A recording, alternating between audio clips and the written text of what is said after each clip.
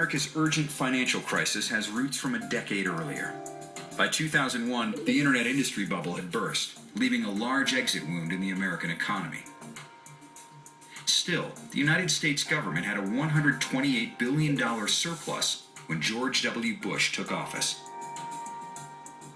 In 2001, the U.S. economy continued to slip, and unemployment increased.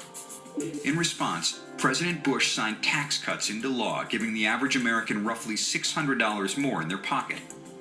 It's estimated that this decision cut federal revenue by $1.8 trillion over 10 years. September 11, 2001. Al-Qaeda terrorists attacked the U.S.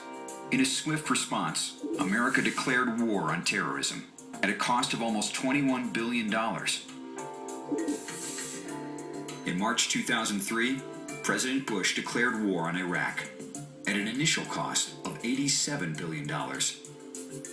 In the years that followed, the U.S. housing market imploded from underhanded loan practices that came to be known as credit default swaps. This created a domino effect.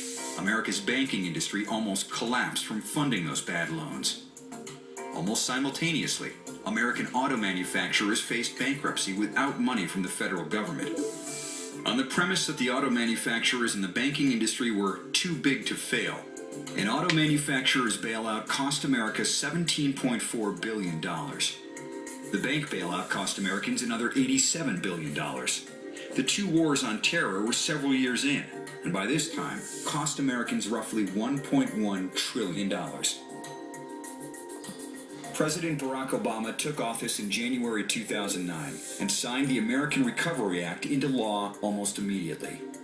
The effort to stimulate the economy cost Americans $787 billion, all with no extra tax base to support this unprecedented spending. Where did all the money come from? Mostly, it was borrowed from China, and still is today.